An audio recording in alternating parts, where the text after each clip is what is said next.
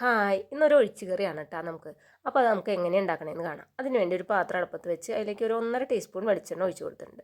ഒരു തണ്ട് കറിവേപ്പില ഇട്ട് കൊടുത്ത് അതിനുശേഷം 1 ടീസ്പൂൺ ഇഞ്ചി ചതച്ചതും വെളുത്തുള്ളി ചതച്ചതും ഇട്ട് കൊടുത്തിട്ടുണ്ട്.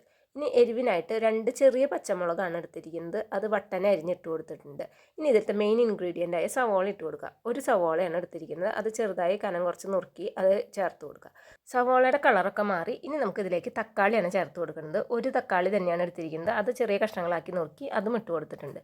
ഇനി നന്നായി ഒന്ന് ഇളക്കി യോജിപ്പിച്ചതിന് ശേഷം ഇതിലേക്ക് പൊടികൾ ചേർത്ത് കൊടുക്കുകയാണ്. ഒരു 1/4 ടീസ്പൂൺ മഞ്ഞൾപ്പൊടി, 3/4 ടീസ്പൂൺ മല്ലിപ്പൊടി, 3/4 ടീസ്പൂൺ തന്നെ എരിവുള്ള മുളക് പൊടിയും കൂടി ചേർത്തിട്ടുണ്ട്.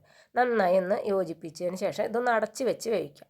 തക്കാളിയൊക്കെ നന്നായി വെന്ത് ഒരു കുഴമ്പ് പരുവത്തിലായിട്ടുണ്ട്. ഇനി ഇതിലേക്ക് ആവശ്യത്തിന് ഉപ്പ് ചേർത്ത് കൊടുത്തിട്ടുണ്ട്. ഉപ്പും കൂടി ചേർത്ത് നന്നായി ഇളക്കി ഇനി ആവശ്യത്തിന് വെള്ളം ചേർത്ത് കൊടുക്കണം. അപ്പോൾ ഒരു ഗ്ലാസ് വെള്ളമാണ്, ചെറു ചൂടുവെള്ളമാണ് നമ്മൾ ഇതിലേക്ക് ഒഴിച്ച് കൊടുക്കുന്നത് കറിക്ക് ചാറിന് വേണ്ടിയിട്ട്. അപ്പോൾ അതാ വെള്ളമൊക്കെ ചേർത്ത് കൊടുത്ത് ഇനി നന്നായി ഒന്ന് തിളച്ച് വരണം.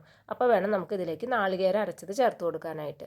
നാളികേരം ഒരു 2 പിടി നാളികേരമാണ് എടുത്തിരിക്കുന്നത്. അതിലേക്ക് ഒരു 1/4 ടീസ്പൂൺ ജീരകം കൂടി ചേർത്ത് നന്നായി പേസ്റ്റ് പോലെ അരച്ചെടുത്ത് അത് ഈ തിളച്ചുകൊണ്ടിരിക്കുന്ന കറിയിലേക്ക് ഒഴിച്ച് കൊടുക്കാം.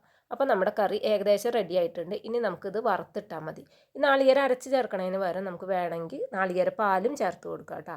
അപ്പോഴും ടേസ്റ്റ് കൂടുതലാണ്. അപ്പോൾ എല്ലാവരും ഇതൊന്ന് ട്രൈ ചെയ്ത് നോക്കി ഫീഡ്ബാക്ക് അറിയിക്കുക. അപ്പോൾ അതാണ് നമ്മുടെ കറിയൊക്കെ നന്നായി തിളച്ച് തുടങ്ങിയിട്ടുണ്ട്. വെള്ളം കുറവാണെങ്കിൽ നമുക്ക് ഈ സമയത്ത് തിളപ്പിച്ച വെള്ളം ഇതിലേക്ക് ഒഴിച്ചു കൊടുക്കാം. ഇനി കറി ഒന്ന് വറുത്തിടണം. അതിനായിട്ട് കടുകും ചെറിയ ഉള്ളി വട്ടന അരിഞ്ഞതും കൂടി ഇട്ട് കൊടുത്തിട്ടുണ്ട്. അതിലേക്ക് വറ്റൽമുളകും കറിവേപ്പിലയും കൂടി ഇട്ട് ചെറിയ ഉള്ളിയുടെ കളറൊക്കെ നന്നായി മാറി അത് നന്നായി മൂത്ത് വരുമ്പോൾ വേണം ഇത് കറിയിലേക്ക് ഒഴിച്ചു കൊടുക്കാനായിട്ട്. അപ്പോൾ അത് നന്നായി മൂത്ത് വന്നിട്ടുണ്ട്. ഇനി നമുക്കിത് കറിയിലേക്ക് ഒഴിച്ചു കൊടുക്കാം.